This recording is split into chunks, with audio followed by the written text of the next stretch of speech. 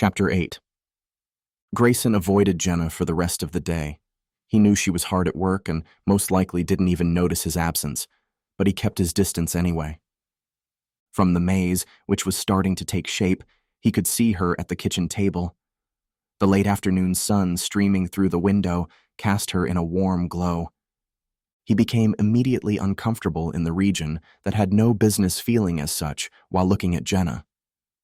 Never going to happen, he thought, dragging his phone from his pocket. David answered the phone on the first ring. It's about time. "Have you been waiting for me to call?" Grayson asked. You have to get me out of here. David hissed the whispered plea. "Is the nursery not going according to plan?" You know damn well the nursery is beyond any normal plan. David retorted gruffly, his voice becoming muffled. Frankie and Mark are involved. Do you have any idea what I'm going through? "Did you just hide in the closet?" Just get me out of here. "I was calling to see if you wanted to go out tomorrow night." Why not tonight? "I want to get the outer walls of the maze planted. I have a few hours left." Do you need help? "I wouldn't say no to help," I'll be there in 15 minutes. David said, and then added, And we're still going out tomorrow night. Call Remy and tell him. And have a beer ready for me. Grayson, thoroughly amused, slipped the phone back in his pocket. If he had known it was this easy to get help, he would have called David days ago. Jenna scooted back from the table, stretching as she stood. She had put a major dent in the list and desperately needed a break. She also needed to get away from the window before she looked out of it for the billionth time. The last thing she wanted was for Grayson to think she was some sort of lovesick calf. It was his own fault. If he wasn't such an enigma, she wouldn't have to stare at him in confusion. What happened to make him give up everything? What was he running from? She wondered if it had anything to do with Nadia.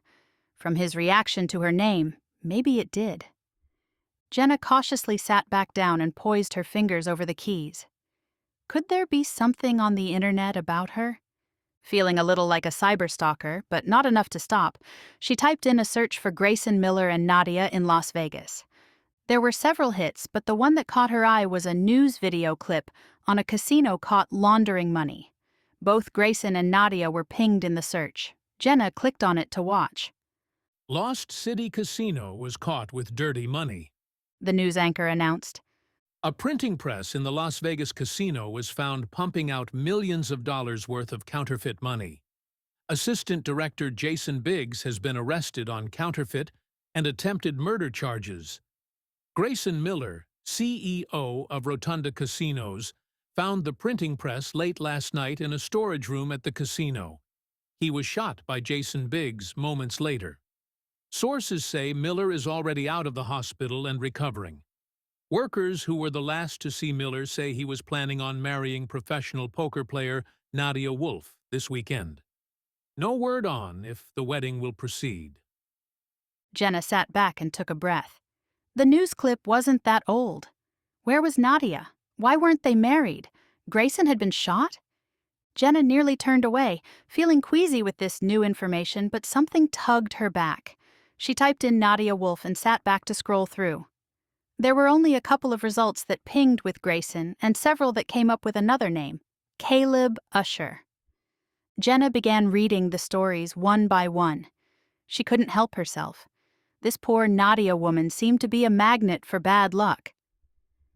Stumbling upon a picture of Nadia, Jenna paused. She was beautiful with dark hair and emerald green eyes. And then it became clear. Grayson loved her. He had to. Why else would he work on a garden dedicated to her? But where was she now? Did she die? Jenna continued her quest, knowing that if Grayson decided to poke his head in the kitchen at this moment, she'd feel like the worst sort of busybody. She glanced outside just to make sure he was still out there. He was.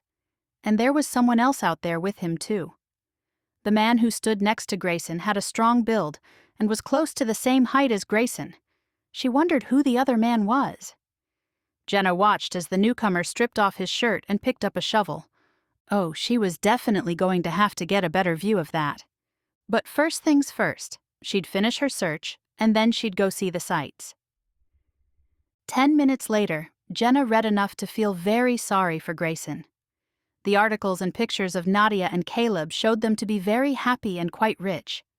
Nadia had won 3 European poker tournaments back-to-back, which had never been done before, and especially not by a woman. Her winnings were well over $2 million. The press stated she stole her fiancé's luck right out from under him. From the picture, he didn't look as if he minded. Jenna had a brief twinge of jealousy. No wonder Grayson was cranky. Speaking of Grayson, she might as well say hello to his friend.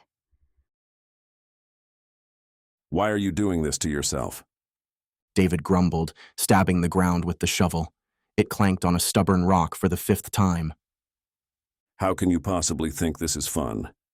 Maybe not fun, Grayson said, but it's rewarding. David leveled a flat stare. Rewarding? If you don't like it, you can always go home. David's brows furrowed. I'm not going back. I'll stay here until the baby comes. You'd miss Maya, and you know it. Yeah, He kicked at loose dirt. I would. What's this really about? Nothing. You can lie to me for the rest of the day if you want, but keep digging while you do, Grayson said, patting soil around a newly planted hedge. Stop ordering me around. I'm still your older brother. There's no extra credit for that. In fact, being stuck between you and Ian was a nightmare. You purposely scared my friends, and Ian stole my girlfriends. David smiled so fondly at the memory that Grayson couldn't resist the urge to fling a moist ball of dirt at him, smacking him dead center in the chest.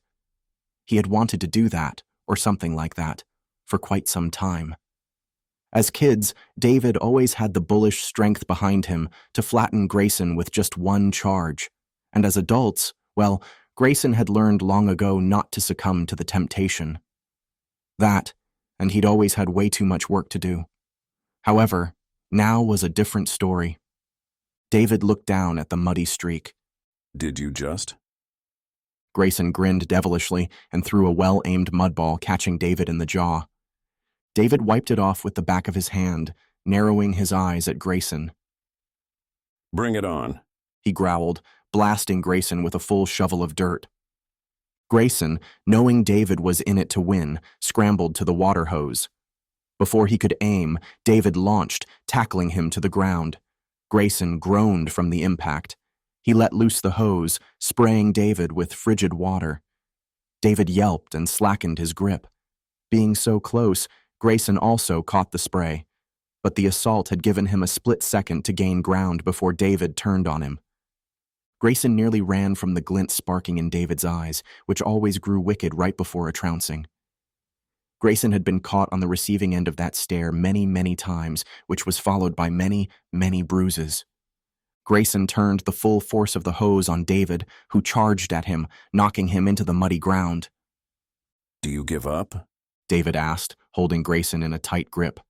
Never, Grayson answered, grappling to pry David's arms off. I was hoping you'd say that, David said with a wide grin, springing into action. Jenna stepped out into the dwindling sunshine, ready to meet the newcomer, when a growl startled her. It didn't sound like an animal, more like a caveman defending his food. She scanned the area and found 2 muddy apes rolling on the ground in a tangled mess. What are they fighting about? She wondered, jogging over to get a closer peek. If she had to pick the instigator, it'd be Grayson. There were plenty of times she wanted to put him into a headlock, and she knew just how to do it too. Her brother Adam had always pushed her buttons until her inner wrestler ignited. With a silent sigh, she pushed Adam out of her mind. He was gone, and all that remained were problems and angry men. As she neared, she watched as the other man overpowered Grayson. Overpowered, but not outmaneuvered. As Grayson slipped out of another hold, he caught her watching them.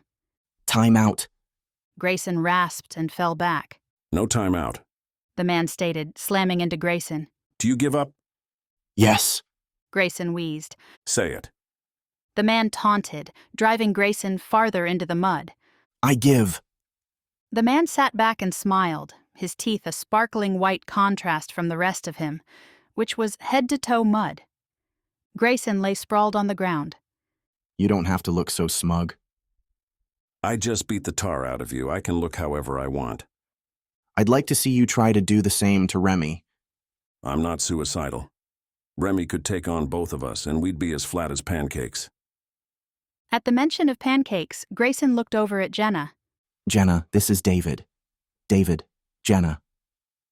David, Jenna asked, ignoring the embarrassing fact that Grayson now associated her with pancakes. You're Maya's husband? David stood. Yes. She's told me about you. He said, extending his muddy hand, then immediately pulling it back to wipe it on his jeans. It didn't help. It's nice to meet you. It's nice to meet you too, she said, studying him. Do you two roll around in mud often, or is there a reason? She asked, and then squeaked as her eyes rounded. The baby? Were they fighting about Maya? Grayson groaned loudly. David looked down at him. What is it? Grayson's stare traveled accusingly over to Jenna. Tell David what you just thought. Jenna cast a nervous glance over to David. It's really none of my business. It seems everything is your business. Grayson muttered, prying himself off the ground. We really need to start over, don't we? I should go inside, Jenna said, stepping back. Stop! Grayson ordered. Jenna, this is my brother, David. Maya is my sister-in-law. Jenna felt 100 kinds of stupid right then. The sting of tears hit the back of her eyes. When would she learn? It all made sense now, but she had preformed conclusions that blinded her. When was it going to end? Don't worry about it. Can you bring us a couple of towels? Thankful for the excuse to escape, Jenna nodded and ran to the house to collect towels. When she returned minutes later and more composed, Grayson was hosing down David as best he could, but eventually gave up. You can shower here. Grayson said to David. I was told there are a dozen showers or more, so take your pick. Jenna handed a towel to David, glaring at Grayson. Did he have to take jabs? She had hoped they could get past it and work cordially together. Obviously, she was wrong. Grayson held the hose to David. Before you go, can you spray me down? David glanced between Jenna and Grayson. I think Jenna can handle it. He said, strolling away, whistling. Grayson turned the hose to Jenna. Would you mind? I don't want to track mud inside. Jenna gritted her teeth. Yes, she minded. But she also didn't want muddy footprints everywhere either. She snatched the nozzle and squeezed hard against the trigger, hammering Grayson with water. Grayson jumped out of the way. Was it too hard? Jenna asked innocently. He glowered at her and attempted to reclaim the hose. She held it away. Jenna. Grayson said, controlling his tone. Give me the hose. I'll do it. David gave me enough bruises for one day. I don't want any more. I'll be more careful. Grayson eyed her for a lengthy moment before turning around so Jenna could clean his back. She took careful aim and blasted him again. Jenna! Grayson growled. Sorry, it's a touchy trigger. Not that touchy. Jenna knew she was pressing her luck and decided she'd better play nice since Grayson was already cranky. Not that it took much to put him in a foul mood. Actually, it seemed as if it only took opening her mouth to make him bristle. She gently pressed the trigger and sprayed the caked layer of dirt from Grayson's back. I should have known David was your brother.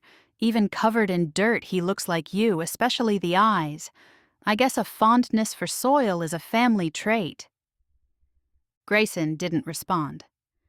Are there any others in your family who enjoy romping in the mud? Jenna. He warned. She continued spraying, nearing his bottom. Should she continue? It didn't seem like something an employee should do to her boss. Of course, the conversation wasn't really appropriate either. Nothing in the last 3 days had been appropriate. She internally shrugged and continued. Grayson gave a little jump, but then stood his ground. Turn around. He turned and reached for the hose. I can do the rest.